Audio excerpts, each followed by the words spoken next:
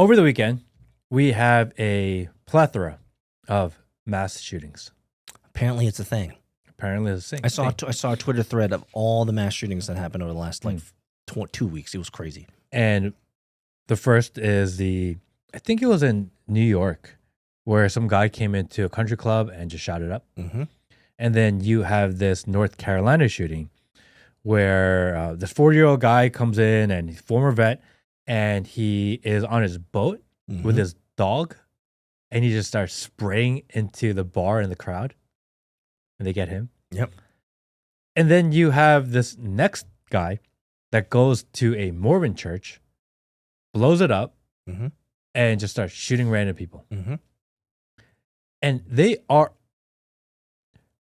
are all like right-wing former vet guys. Interesting how that works. And the news is like, oh, PTSD. We feel really bad for them. And I'm thinking, like, wait a second. The Charlie Kirk's like, oh, it's the trans leftists. Mm-hmm. The ICE shooting, they're like, oh, these ICEs, they're attacking ICE. Yes. They're going after the feds. Yep. And then a couple of white guys come in and shoot around like, oh, poor them. It must be really hard. It doesn't fit the narrative, bro. No. It doesn't fit the narrative. The VA has failed them. Oh, no. Oh, no. Oh, no, sir. Oh, no. You know, I'm like, what the fuck? What is going on is my question. So what's the common thread? Is there a narrative that they can pull from this? Or is it, we talked about Irina, and I want to bring this context back up because I think it's apropos. Irina was a month late old news that couldn't be suppressed. It kept coming up. People kept talking about it. And finally, the Matrix was like, oh my gosh, we can't deal with this Irina. How can we distract from this? And so therefore, next day, Charlie Kirk. We now have a lot of these other shooters that they're having a hard time pinning towards a narrative that is useful. Are these more Irina moments? Or are these PSYOP moments? Or are these military exercise moments? I'm having a hard time. I'm going to bring this up real quick because after our last podcast, I got a lot of encouraging DMs. I'm going to read one to you right now that I got earlier this morning. Good morning. All I got to say is thank God for you and Matt and your podcast. I'm over here feeling like I'm going crazy, and you guys are always speaking the truth. In this whole weird-ass PSYOP, you make it feel like, okay, I'm not the only one. We'd better wake the fuck up. I think my losing my shit for a moment last podcast resonated with a lot of people because I got a lot of people who are like, Peter, I'm losing my shit too. Yeah. So what do you think with all this shooter stuff? Is there a common thread that we can pull here? Well, I did find out that something like 26% of mass shootings are actually done by former vets. Yes. But they're only like 8 or 9% of the population. Yeah. So sounds like a per capita statistic. Well, number one, we're training. They're trained, so they know how to do this stuff. Yeah. Number two is that they get sent and they fight in these foreign wars, and they come back and they're like, "What the fuck did I do all that for?"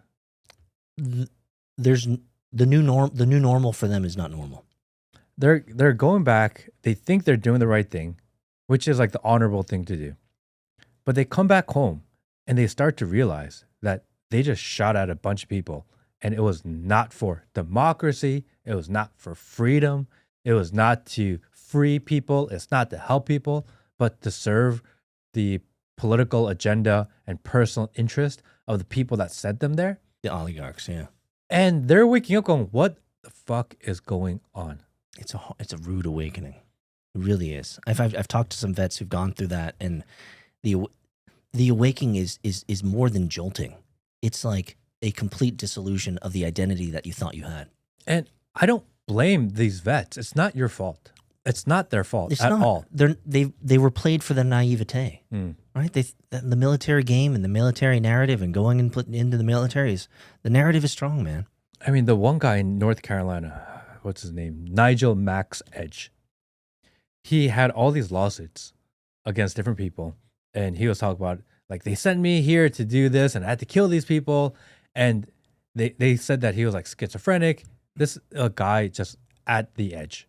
Mm-hmm. You know what I mean? Yeah. It was like too much. He's lost his shit. He's like, why are we protecting pedophiles? And I'm reading like his lawsuit, and I'm thinking like, dude, he's actually not wrong about a lot of stuff that he's saying. And they call him crazy and schizophrenic, and this guy's like off the rocker. I'm like, bro, but he's like speaking truth on a lot of things. Not only is he speaking truth, but he's gotten down the line where, as sick as you might think it to be, it's the only logical resolution.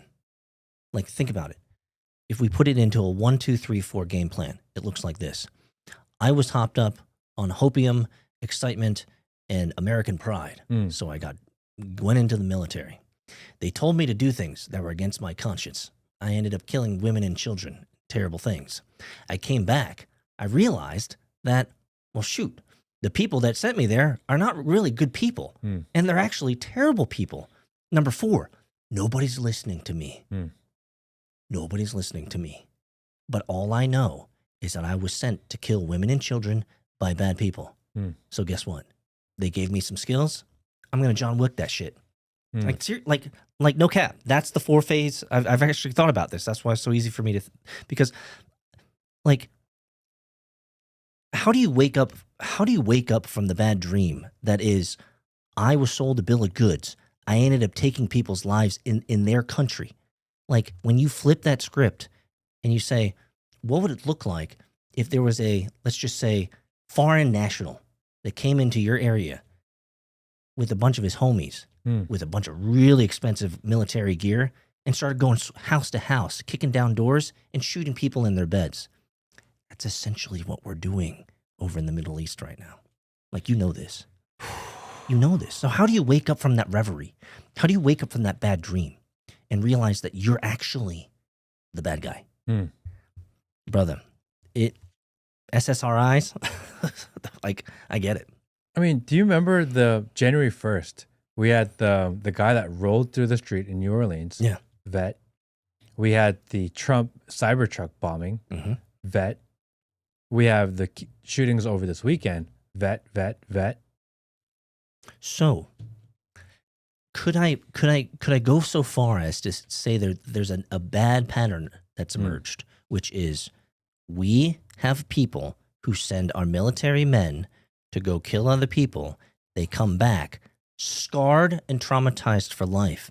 And then, as a statistical anomaly that shouldn't happen because they're only a fraction of our population, they are, as a fraction of our population, statistically have a higher chance of killing more people stateside too? Well, this seems like a bad deal. And they come back and they're injured and we don't take care of them and they're kind of thrown aside. Like and they really don't get the money deal. that they're promised. And they're like, what the fuck? Really bad deal. I really feel bad for the vets. I really do. No doubt. No doubt. You go there, you spend your body and your mind and your soul. You come back empty and soulless as a vessel of nothing. You have very little savings, very little hope, and you realize that you've been sold a bill of goods. What do you do? Matt, what would you do? Well, what happens to the troops and the feds that are being deployed within the borders? Because those guys in 5 or 10 years are going to be like, dude, I was going after other Americans. That's even harder. Because the guys that come back from maybe war in Iraq or Afghanistan, they're like, oh yeah, we killed random people or we attacked random people overseas. Yeah. But once you wake up and you're like, fuck, I was going after like actually my cousin's cousin. Yeah. You know? I think we're at the precipice of that. And the reason I say that is because we haven't gotten to the levels of Tiananmen Square. We haven't yet.